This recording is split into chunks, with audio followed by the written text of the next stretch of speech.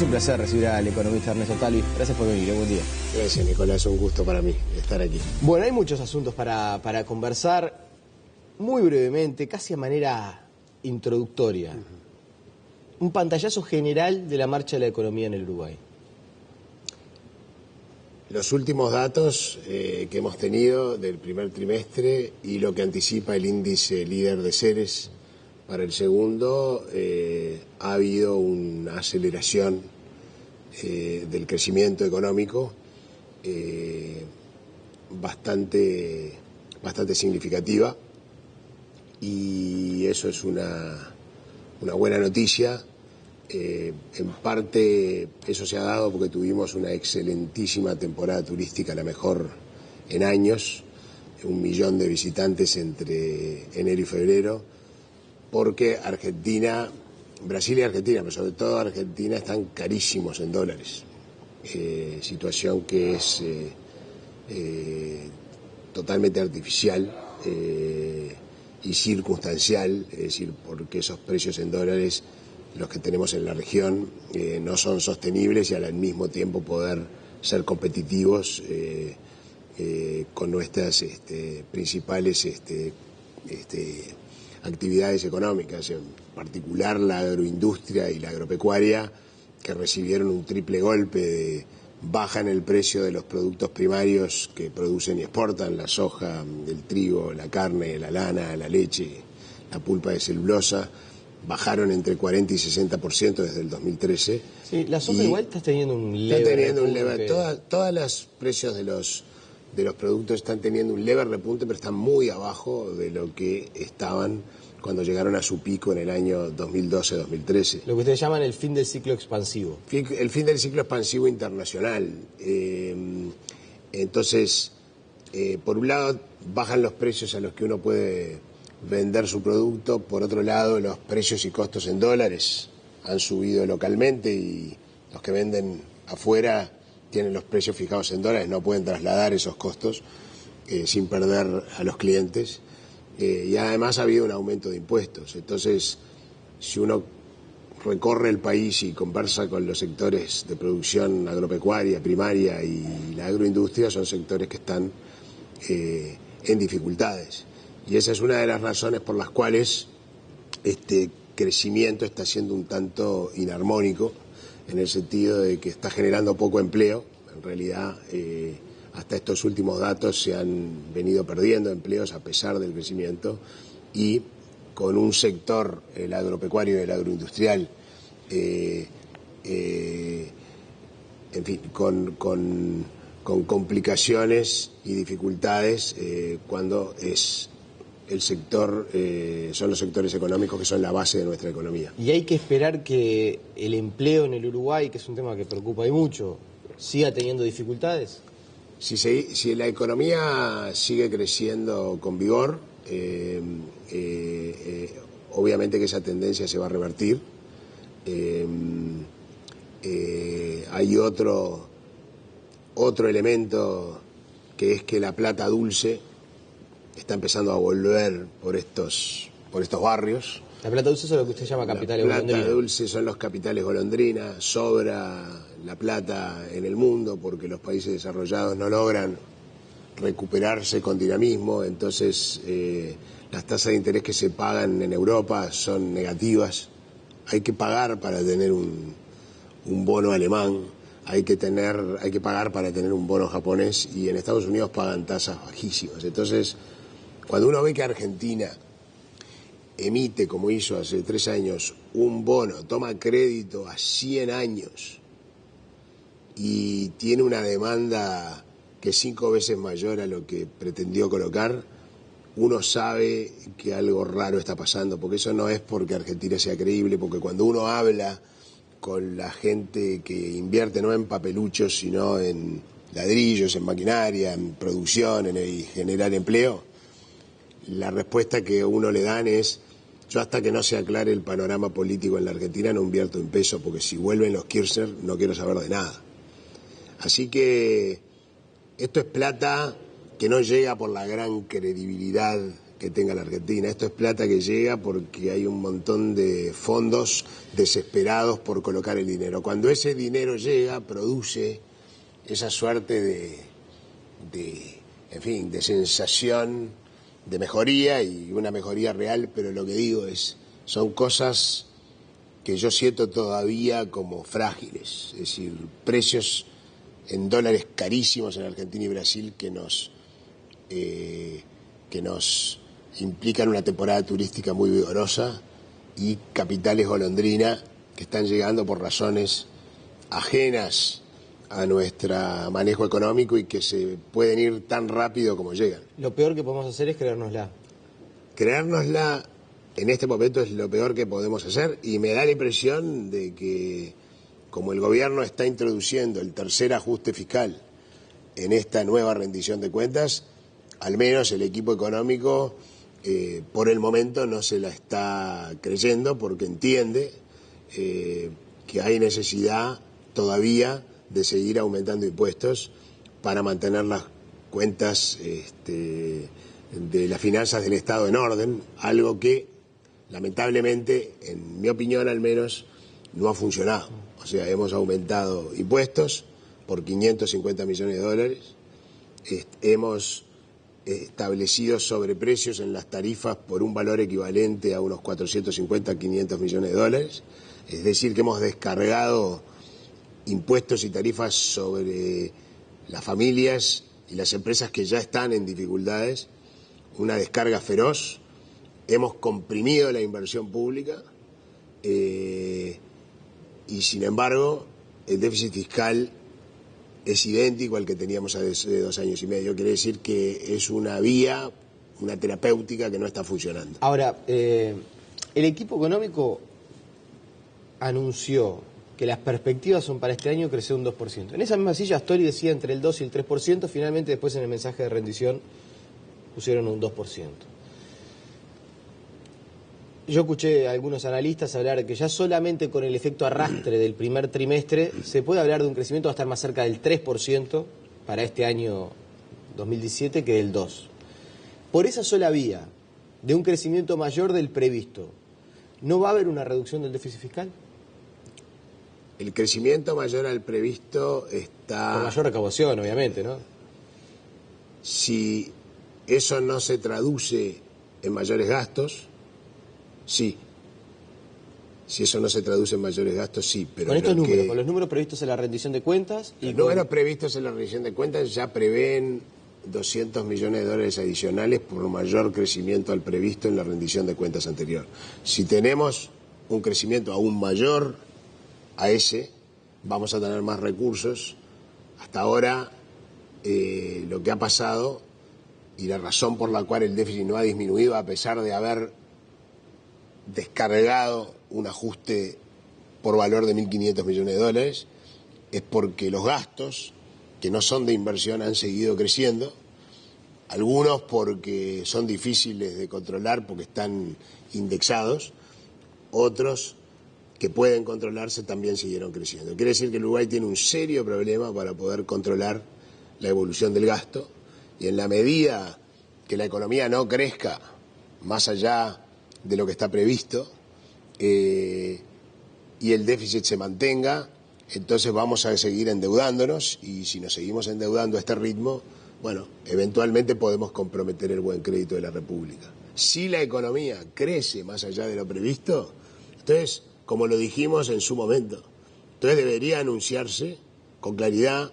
que si la economía crece más que lo previsto y hay más recursos de los que se prevén, entonces hay que empezar a reducir los impuestos que se subieron porque la economía estaba débil, la recaudación débil, a bajar las tarifas, sobre todo las del gasoil y la electricidad, que son un insumo muy importante en la producción agropecuaria y agroindustrial. No alcanza el 8% del gasoil. El 8% es una buena señal, se ha bajado. Nosotros estimamos que se podría bajar por lo menos 2 veces esa cifra, quizás más si no hubiera razones fiscales para mantener las tarifas en estos niveles. Se podría haber bajado el 15%. Se podría haber bajado 15 si fuera solo el gasoil y aún más. Promedialmente los combustibles para nosotros están un 10% arriba de lo que deberían estar de acuerdo a los costos de producción que tiene ANCAP.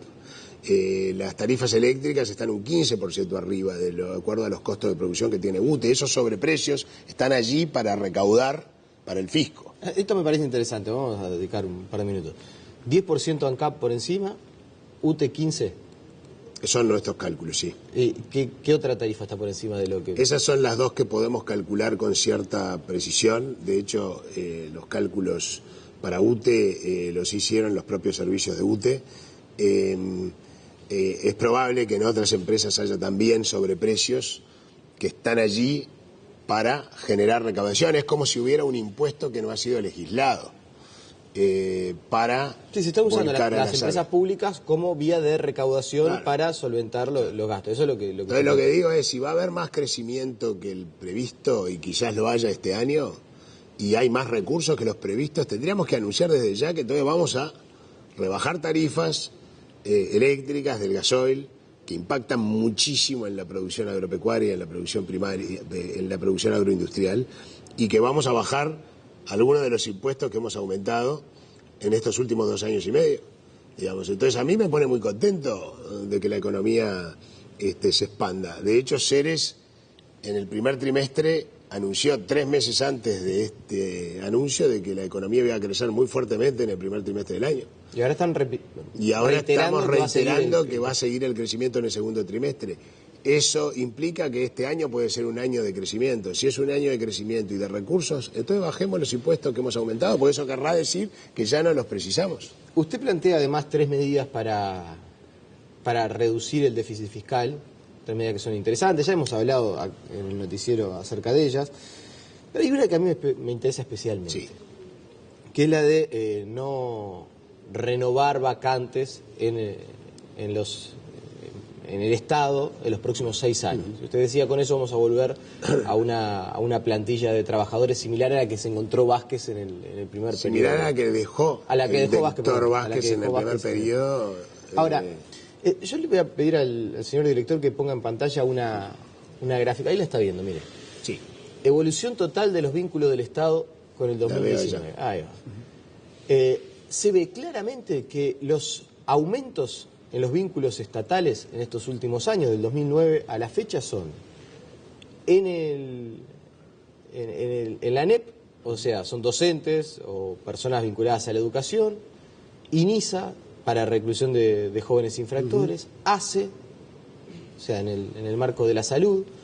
¿Cómo se hace para reducir la plantilla estatal si los aumentos de funcionarios están vinculados a lo que todos reclamamos que tenemos que mejorar? La educación, la salud, la seguridad. Ahí se ve la Universidad de la República, casi 2.000 trabajadores. A ver, Nicolás, vamos a ir por partes acá. Veamos lo que nosotros proponemos y ahora vamos a este análisis. Durante la gestión anterior hubo un aumento de unos 45.000 vínculos laborales, seamos precisos. El gobierno hace esa salvedad. Es una salvedad, es decir, uno habla rápido y dice funcionarios, son vínculos laborales. ¿Qué quiere decir esto? Que si una persona trabaja en el Ministerio de Industria y da clase de química en un liceo, cuenta por dos, pero la verdad que el Estado paga 2 sueldos, es como si fueran 2 personas, así que este eufemismo, vínculos laborales, personas, digamos, es irrelevante a los efectos de cuáles son las erogaciones del Estado. Así que empecemos por eso para que la gente tenga claro. Si hay una misma persona que trabaja en 2 lados, está cobrando 2 sueldos. Aumentaron una enormidad, fue una cosa absolutamente récord. Entonces, nosotros decimos, y esto es muy importante, ¿mejoraron los indicadores educativos? No, empeoraron. ¿Mejoró el problema de la reinserción de los jóvenes infractores? No. ¿Mejoró la seguridad pública? No. Entonces hay que tener un poquito de respeto con el dinero de los contribuyentes. O sea que cuando uno aumenta un 20% en 5 años la plantilla de funcionarios o de vínculos laborales, uno le debe a los ciudadanos una explicación de qué está haciendo con el dinero que le cobra en tarifas y que le cobra en impuestos, y si está obteniendo resultados por lo que hace, o esto es puro aumento de empleo, de gastos, sin ningún resultado visible en aquello en lo que se supone que pretendemos mejorar. O sea que acá no ha habido ningún criterio de evaluación de cómo estamos usando el dinero de los contribuyentes. Ahora, yo me pongo abogado del diablo. Sí, sí, claro. Y alguien podría decir, bueno, pero una de las cuestiones básicas para el tema de la educación era reducir la cantidad de alumnos por clase. Si creamos escuela de tiempo completo, liceo, avanzamos en todo lo que queremos y no contratamos profesores, es imposible reducir. Y alguien podría decir, y bueno, y vaya uno a saber los resultados que obtendríamos si no hubiera entrado todos estos profesores o no hubiéramos hecho lo que se haya hecho, no importa si mucho o poco, si se podría haber hecho mejor o peor, pero si reducimos la cantidad de profesores, ¿no corremos el riesgo de todavía deteriorar más los resultados que estamos obteniendo? Nosotros, nadie está diciendo que lo que hay que reducir son la cantidad de profesores. La propuesta que nosotros hicimos fue la siguiente. En un año hay más de 30.000 personas que se desvinculan del Estado, ya sea porque fallecen, porque se jubilan, porque se destituyen o porque renuncian o porque finaliza su contrato. De esas personas que se desvinculan del Estado al año, solamente 1/3 son docentes y médicos. El resto es en otras áreas del Estado. O sea que aunque supongamos que no queremos tocar el número de docentes ni de médicos, todavía tenemos 20.000 personas que se desvinculan del Estado cada año. Nosotros decimos que para volver a una plantilla normal, que es la que dejó el doctor Vázquez al final de su primer periodo, una plantilla que no afecte la calidad de los servicios que el Estado brinda, que no se repongan 8.000 vacantes por año de las 20.000 vínculos que cesan, que no son ni de docentes ni de médicos, para que a lo largo de 6 años, gradualmente, respetando todos los derechos adquiridos, sin echar a nadie, sin bajarle el sueldo a nadie, podamos reducir la carga, digamos, en unos 700 millones de dólares por año. Esa es la propuesta. Hay que evaluar si la gestión educativa, por respeto al contribuyente, está siendo la que corresponde y si los recursos se están asignando de una manera que redunden en resultados concretos para la población. Y es posible de que encontremos que allí también hay espacio para mejorar notoriamente la gestión y a nosotros no nos cabe ni duda de que hay espacio. Digamos, que hay espacio para mejorar la gestión. Esto que nosotros... Sí, va de sí, suyo, ¿no? Pero no es un titular. Esto no es un titular o un... La duda que planteo, aparte incluso repasaba alguna nota de salida, por ejemplo, ayer en el diario El País. No sé, el Ministerio de Defensa pasó desde 1995 al 2016 de 32 a 28.000 funcionarios. Sí. El Ministerio de Economía de 15.000 a poco más de 10.000. Transporte de 12.200 a 4.000. O sea, en algunas áreas los vínculos laborales del Estado se han reducido. En algunas áreas se han reducido, en otras han aumentado. En el neto, en el periodo anterior, aumentaron 20% los vínculos laborales. Es una barbaridad en un periodo tan corto. Una barbaridad. Y por respeto al contribuyente, eso tiene que estar sujeto a un escrutinio muy severo de si era necesario semejante aumento en el empleo público que dejó, digamos, una carga enorme que hoy, en las condiciones económicas actuales, que no son las del boom del 2004-2013, no son fáciles de financiar. Esto que estamos proponiendo nosotros es lo mismo que ha propuesto, con acierto, la presidenta de la ANCAP, Marta Jara.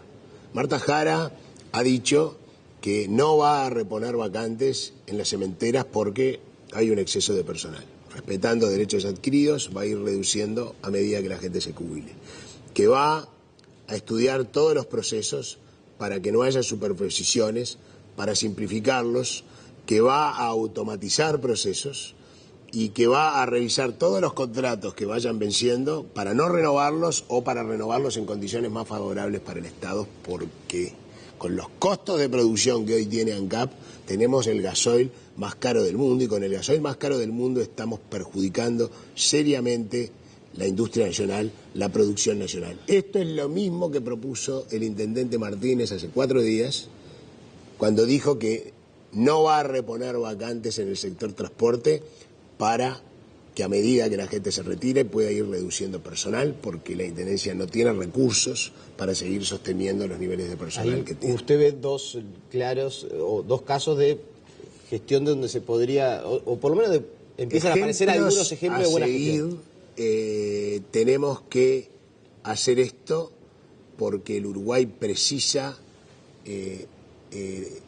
generar una trayectoria creíble en las finanzas del Estado, y por ende necesitamos generar hacia futuro, gradualmente, porque tenemos tiempo, recursos para no seguir descargando sobre la población impuestos y tarifas, y que el Estado se enmiende la plana a sí mismo y mejore su gestión. Esta es una propuesta, puede haber mejores, puede haber otras. No pretendemos tener la verdad revelada. En las empresas del Estado es otro ámbito en el cual hay 1.200 millones de dólares, de acuerdo a nuestros cálculos entre ANCAP, UTI y Antel, de sobrecostos de producción. De costos de producción por encima de lo que empresas similares, más eficientes, logran para producir el mismo bien o el mismo servicio. Entonces, hay que cambiar la pisada también allí, y nosotros lo que hemos propuesto es profesionalizar la gestión de las empresas públicas, conformando directorios con profesionales idóneos que tengan la formación para la gestión de empresas complejas como son las empresas del Estado. Más Marta Jaras. Sí, pero en todo el directorio, sin injerencia política, despolitizar la gestión de las empresas con el control político, porque estos directorios no son entes autónomos. La última, porque si no la hago, en realidad un montón de gente, cuando le dije que usted iba a estar acá el viernes, me dijo, no se nos puede dejar de preguntar. ¿Va a ser candidato colorado? Yo no he dicho que voy a ser candidato colorado. Pero la gente se lo pide. Hay gente que lo ha dicho, hay gente como el doctor Valle, que lo ha dicho hace un tiempo, lo hablamos aquí. Lo dijo hace poco. A Bordaberry se lo preguntaron y él con hidalguía dijo, no voy a ser yo quien proclame a otra persona. Pero dijo que le parecería un buen candidato. Perfecto. Y a mí me honra que el doctor Bordaberry diga eso. Me honró que el doctor Jorge Valle lo hubiera dicho unos meses antes de morir, y que piensen que uno puede estar a la altura de semejante responsabilidad. Yo sé lo que estoy haciendo. Yo estoy comprometido 100% con Ceres, 100% con los encuentros ciudadanos. Estamos recorriendo todo el país, estamos conociendo, estamos escuchando, estamos aprendiendo, estamos compartiendo con los ciudadanos nuestros sueños, nuestra visión del país, las propuestas que tenemos para apuntalarlo, sobre todo en el tema educación, para empezar a terminar con la fragmentación social y con toda la secuela de delito, violencia y droga que trae detrás. Es una experiencia extraordinaria que nos ha enriquecido mucho, que nos ha permitido volver al escritorio a reformular propuestas y mejorarlas, a pensar en propuestas que ni siquiera teníamos en el radar. Lo estamos haciendo con ilusión, lo estamos haciendo con entusiasmo. En este momento, y lo digo con total claridad, no estamos considerando ninguna propuesta de candidatura de ningún partido político. Estamos haciendo lo que estamos haciendo y es lo que vamos a hacer por el futuro previsible. Ernesto Tale, le agradecemos su presencia y bueno, quizás algún día deje en este momento, ¿no? Y aquí en esta entrevista pueda decir, bueno, ya que pasó el momento ese, ¿por qué no? Queda mucho para las elecciones todavía. Como digo, el pasado y el presente son conjetura. El pasado es porque lo podemos reinventar a nuestro gusto, así que nunca sabremos en realidad lo que pasó de verdad. y el futuro no lo conocemos. Así que veremos. Le agradecemos su presencia. La pausa, Gracias. seguimos con más noticias.